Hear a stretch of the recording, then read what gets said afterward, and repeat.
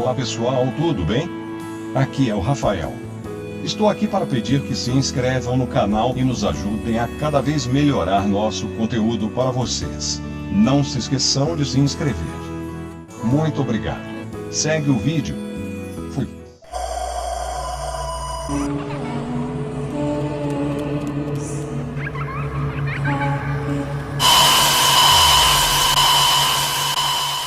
Brincadeira do copo, como fazer, advertências e relatos de quem fez. Conheça a história da brincadeira do copo, preparado para entrar em contato com o mundo dos espíritos. Um pouco de história. Comunicação com os espíritos sempre existiu de uma forma ou outra, basta pegar os manuais de invocação que você encontra em livros como São Cipriano, mas quem se comunicava eram os bruxos e estudiosos do assunto. Em 1848 tudo mudou, pois uma família comum de um vilarejo próximo à cidade de Rochester, estado de Nova York, chamado Hydesville, começou a se comunicar com os espíritos através de batidas, conseguindo respostas como sim e não para as perguntas. A notícia se espalhou e desse episódio surgiu o espiritismo moderno. Bem, então eles começaram a fazer perguntas mais complexas, como saber o nome do espírito, e para isso, ele dava batidas conforme as letras, sendo uma batida para A, 2 para B, 3 para C e assim por diante. Imagina como demorava para escrever o nome do espírito? Já pensou quando o espírito se chamava William Washington? O espírito tinha de dar mais de 100 batidas. Então, como você presume, eles tentaram aperfeiçoar a técnica de comunicação e começaram a usar as mesas girantes. Os médiuns colocavam os dedos na mesa e ela levitava, girava para os lados e batia as pernas no chão. Também era bem oneroso. Tinham de aperfeiçoar. Saiba mais sobre as mesas girantes no livro O Fenômeno das Mesas Falantes de José Lhomme. Bolaram então a planchette, que nada mais era do que uma base em forma de coração com rodinhas e um lápis acoplado, na qual o médium apoiava sua mão. Tornou-se bastante popular em 1860. Só tinha um problema: ninguém conseguia entender os garranchos que eram escritos. Foi então desenvolvido o tabuleiro falante, que tinha as letras do alfabeto, sim, não, números e boa noite. Havia variações. Funcionava assim: duas pessoas sentavam de frente e apoiavam o tabuleiro sobre as pernas. Pegavam a planchete e ela deslizava pelo tabuleiro falante. Bem mais prático. Assim, em 1898, Charles Kennard, William Fuld e sócios patentearam o Ouija Board tabuleiro Ouija. Foi um sucesso. Era vendido como brinquedo e quase toda a casa americana tinha um. Mas então veio o filme O Exorcista e um monte de gente jogou fora e os pais proibiram os filhos de brincarem. Assim, quem não tinha mais uma tábua Ouija ou dinheiro para comprar, deu um jeito e bolaram a famosa brincadeira do copo. Existem até algumas variantes que simplificaram ainda mais o tabuleiro, como o jogo da caneta e do compasso. A comunicação com os espíritos continuou a sua evolução e temos o uso da tecnologia a nosso favor, como a transcomunicação instrumental e os FLIs, fenômenos de voz eletrônicas. Advertências. Este tipo de brincadeira não deve ser feita de maneira alguma. Não façam. Ao fazê-la, vocês atraem espíritos que ficam vagando pela terra, muitas vezes. São espíritos que estão atrás de vingança. Ainda não sabem que morreram ou estão apenas à procura de divertimento. Espíritos bons não respondem a esse tipo de chamado. Para conversar com bons espíritos, ore. Os espíritos que respondem a essas brincadeiras não o fazem gratuitamente. Ao responderem suas perguntas, eles acham que vocês ficaram devendo algo a eles e logo vão ficar perseguindo até que paguem pelo favor. Ou seja, vocês serão obsediados, como é chamado na linguagem espírita. Eles não sabem de nada, respondem o que lhes dá vontade. Fingem ser quem quiser e enganam as pessoas. Ter um espírito como esses com você é algo muito ruim, portanto não façam esse tipo de brincadeira. Muitas vezes o jogo termina de uma forma tensa. Existem diversos relatos de copos que simplesmente explodem e você sofre um corte com estilhaços. Se as advertências foram poucas, existe um livro clássico sobre o assunto, chamado Copos que Andam, romance do espírito Antônio Carlos e psicografado pela médium Vera Lúcia Marinzec de Carvalho. O espírito de Antônio Carlos, neste romance, busca nos alertar através de seus personagens extraídos da vida real, para o grande risco e perigo em que incorrem todos aqueles que, por meio de objetos, tais como copos, pêndulos, etc., acabam atraindo para si mesmos a atenção de espíritos inferiores, ignorantes e maus e, a tal ponto de acabarem sendo perseguidos e obsidiados pelos mesmos, uma vez serem estes portadores de fluidos pesados e negativos. Bons espíritos jamais se prestam a tais brincadeiras ou invocações. Como fazer a brincadeira do copo? Está certo o que quer fazer. Quer prosseguir por sua conta e risco na internet você encontra formas e mais formas de fazer a brincadeira. Alguns dizem que precisa de um médium. Outros dizem que tem de rezar Pai Nosso e o que puder, mas antes, que o copo tem de ser virgem, e por aí vai. Vou descrever a forma simplificada. Primeiro, é recomendável fazer em grupo, não sozinho, mas você pode tentar. Pegue cartolina, papel sulfite ou o que der e recorte retângulos em tamanhos iguais.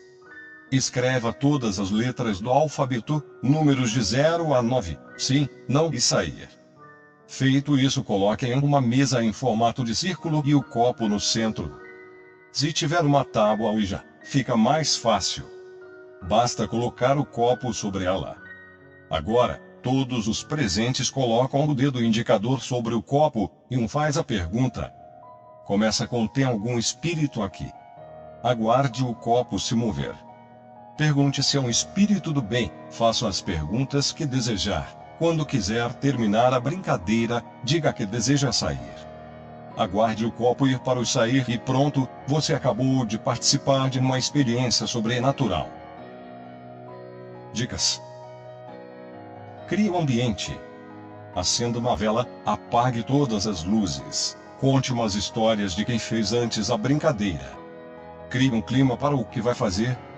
Se fizer no meio da tarde ouvindo uma música agitada, não vai ser a mesma coisa. Não faça perguntas do tipo: Gustavo gosta de mim, quando vou morrer? A Karina vai na escola amanhã. O espírito não tem como saber disso, ele não é um oráculo. Faça perguntas objetivas. Imagina o trabalho que seria para responder o que vai cair na prova amanhã. Seja objetivo. Não irrite o espírito e nem peça sinais físicos, como pedir para ela abrir a porta ou fazer ventar. Concentre-se no copo mexendo. Não vá fazer a brincadeira em estado alterado de consciência, ou seja, bêbado ou drogado. A chance de um espírito ruim vir conversar com você será bem grande. Relatos de quem fez. Jogo do copo, alunas atormentadas em São Paulo. Nunca diga que aquilo é uma brincadeira. Sabrina C. Este relato foi feito por 3 pessoas da cidade de São Paulo, mais especificamente moradores do bairro Jardim Ângela. Uma dessas 3 pessoas que fizeram o relato, Sabrina, foi testemunha ocular do fato. As outras 2 estavam presentes em alguns momentos dos envolvidos e pediram seus nomes preservados. Sabrina resumiu o fato. Nós 3 estudávamos juntas em uma escola no Jardim Ângela mesmo. Às vezes, no fim de semana, a gente dormia uma na casa da outra e ficávamos noites acordadas conversando sobre diversos assuntos.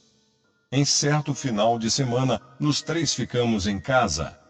Nos ficamos até de madrugada na internet. Foi quando me mandaram um vídeo pelo Facebook de uns caras fazendo aquele jogo.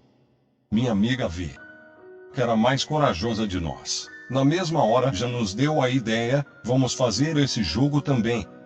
Eu concordei, mas a B, que era mais quietinha, ficou meio assim e disse que não. No outro dia, um sábado, V veio com um monte de papéis e disse para nos dormirmos na casa dela. Ela havia pesquisado como se jogava e disse que queria tentar. A B disse que não iria, mas conseguimos convencê-la. Nenhuma de nos acreditava, mas alguma coisa dizia que aquilo não era bom. Mas no impulso da adolescência nos fomos em frente. No quarto da V, nós acendemos velas, apagamos as luzes. Ficou horrível, o clima mudou de verdade. B ficava sempre debochando, dizendo que éramos ridículas. Em clima de brincadeira fizemos o procedimento todo, depois de uma oração. Chamamos: tem alguém aí? Algum espírito de luz deseja se comunicar. Entre outras frases do tipo. Todas com o dedo no copo, se seguraram para não rir. Eu ficava olhando na vela, com a intenção de ver a chama se mexer ou coisa parecida que provasse a veracidade de alguma presença. De repente o copo mexeu. Foi até a letra E. Uma olhou para a outra e começamos a rir. Um sentimento de agonia foi me tomando. Eu ria, mas uma euforia, uma vontade de levantar dali e correr era enorme. Não era medo, e ainda não acreditava, mas era um sentimento meio maluco, uma vontade lá no fundo de jogar aquele corpo longe, muito estranho. Foi então que o copo começou a mexer aleatoriamente. Da letra E ele foi para várias outras. Nosso riso parou.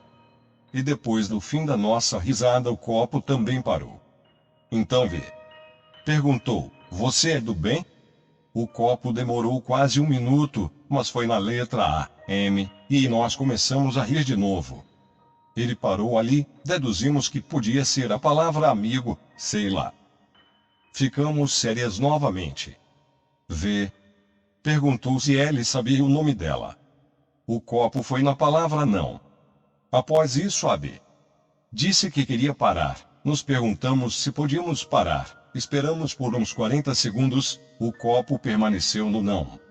Então V perguntou o que ele ainda queria. O copo foi na letra S. Nesse momento o meu coração gelou. O copo seguia. Do S foi para a letra E, fiquei mais aliviada, pensei, ele nem sabe quem sou eu. D foi para o B, R, N e A. Quase meu nome certo. Eu disse que também queria parar. Disse que elas que estavam fazendo aquilo. Então V perguntou se ele estava muito perto da gente. Dessa vez o copo nem demorou, foi direto no sim. Nos olhamos uma para outra, V pediu para sair, ele não respondia. Eu comecei a chorar, já estava apavorada. Depois que ele disse que estava perto, eu comecei a sentir uma presença, como aquela sensação de que alguém está chegando por trás.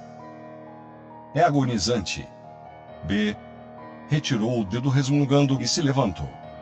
A V disse para ela voltar porque não podia sair sem ele deixar. Nesse momento aconteceu a coisa mais horrível que já vi. Quando a B pôs o dedo de novo no copo, ele começou a ir de um lado para outro, sem sentido algum. A V caiu para trás. Nós levantamos e fomos ver. V estava desmaiada. Chamamos os pais dela, eles vieram e contamos o que aconteceu. Quando ela acordou não falava uma palavra, ficamos com muito medo dela. Nesse dia fomos dormir, já era de manhã.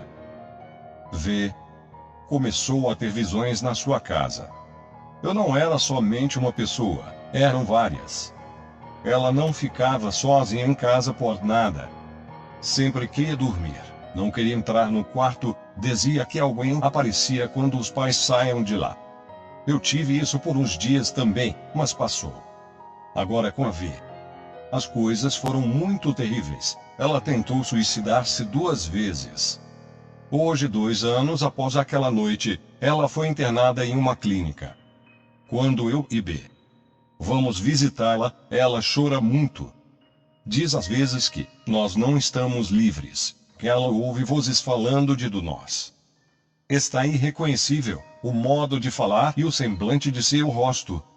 Nunca comento com ninguém essa história, é uma página que quero virar na minha vida. E também é difícil que alguém acredite e possa ajudar efetivamente. Algumas vezes tenho sonhos com aquela noite, muitas vezes é muito real, a minha mente remonta àquela cena fielmente.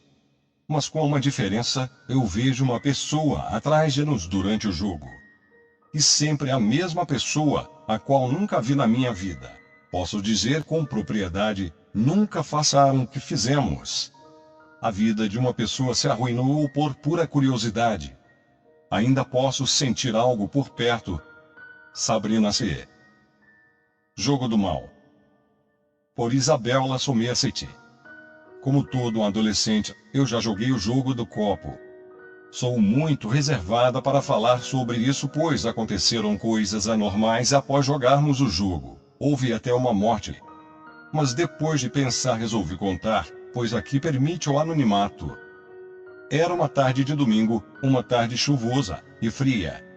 Eu estava com meus primos, nós estávamos sozinhos em nossa casa da praia. Meus pais e meus tios haviam saído de carro, não me recordo bem, mas parece que eles foram ao supermercado. Como em casa não tinha nada para fazer, minha prima teve a ideia de fazer o maldito jogo do copo. Eu discordei. Sempre fui a mais do contra e medrosa da família, mas depois de tanta insistência dos meus primos eu decidi jogar. Pegamos uma cartolina, fizemos o abecedário, escrevemos o sim e o não, os números, e fizemos o pentagrama.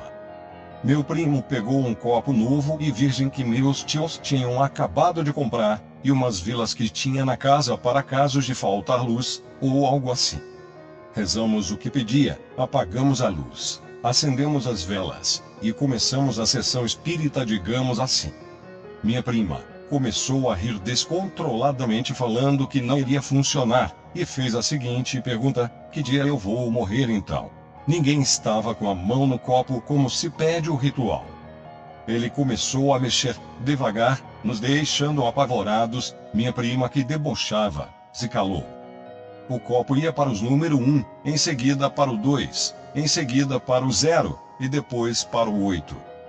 Formando 12-08, mas ele não parava, até dar a data completa. Ele ia para o 2, em seguida para o 0, em seguida para o 1 e depois para o 2. Formando por fim 12-08-2012, e assim voltando para o pentagrama. Detalhe, nós fizemos essa sessão em 2011. Nos ficamos apavorados, sem ação, eu já comecei a chorar. E pedi permissão para sair do jogo. Típico de uma menina medrosa, ele deixou.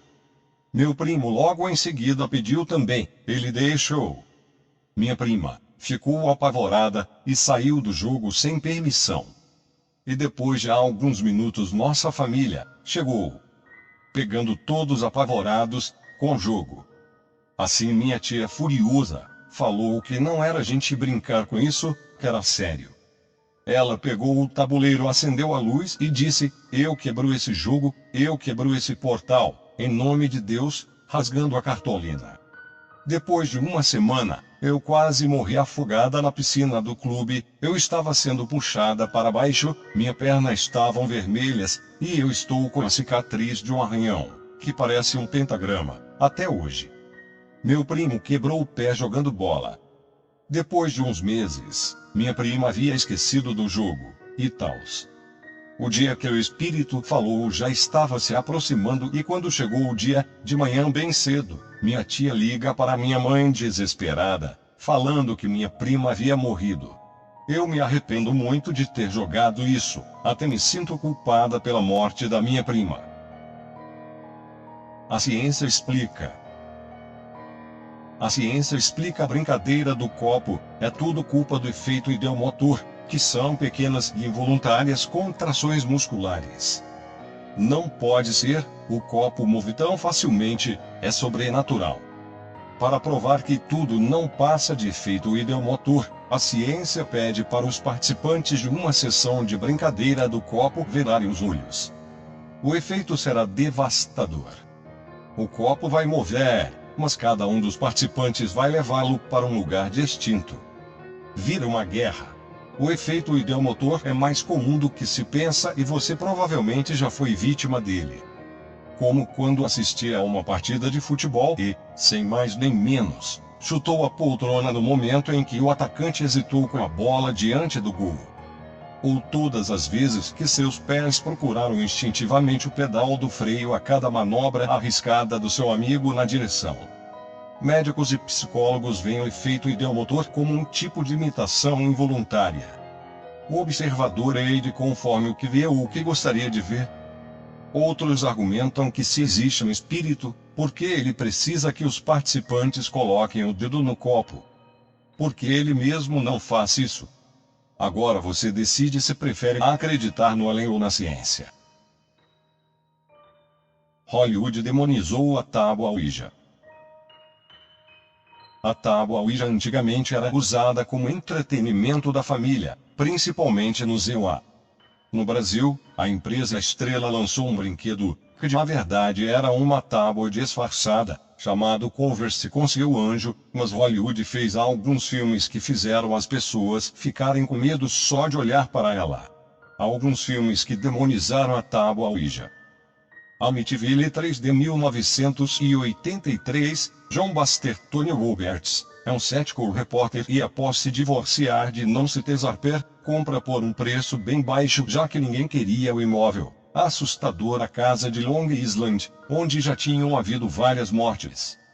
Logo John constata que a razão deste temor não eram tolas superstições e sim algo bem terrível. A Verdade Escondida 2000, já passou um ano desde que o Dr. Norman Spencer Harrison Ford traiu a sua linda mulher Claire Michelle Pfeiffer. Agora que o caso terminou e desconhecendo Claire a verdade, a vida e o casamento de Norman parecem perfeitos, tão perfeitos que quando Claire lhe diz ouvir vozes misteriosas e ver a imagem fantasmagórica de um jovem mulher em casa deles, ele minimiza esses episódios como sendo meras alucinações. Contudo, à medida que Claire chega cada vez mais perto da verdade, torna-se claro que essas aparições não podem ser minimizadas e que vieram atrás do Dr. Norman Spencer e da sua linda mulher. Trilogia O Espírito Assassino Witchboard, 1985. Durante uma festa, amigos resolvem brincar de espiritismo usando uma tábua Ouija para fazer contato com o além. Apesar de ninguém levar a brincadeira a sério, ocorrências sinistras tomam conta da casa e ameaçam a vida dos participantes. O Jogo dos Espíritos Long Intimidade, 2000. Um grupo de jovens estudantes londrinos, em meio a drogas e álcool, resolve realizar uma brincadeira com a tábua de Ouija. Eles acidentalmente libertam um espírito maligno, que passa a causar uma série de mortes bizarras entre eles. Eles precisam então descobrir uma maneira de devolver o demônio à tábua de Ouija antes que todos sejam mortos.